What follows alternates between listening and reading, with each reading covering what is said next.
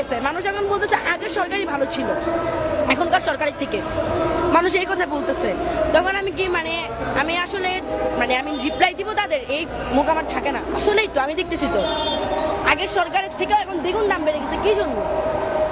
আপনারা রাজনৈতিক খেলা তো আমরা বুঝি না, আমরা তো হচ্ছে ছোট মানুষ, আমরা তো চোখে যেটা দেখি সেটাই। ওরা সব যারা যে পজিশনে যায় সেই পজিশন থেকে রাজনীতি শুরু করে দেয়।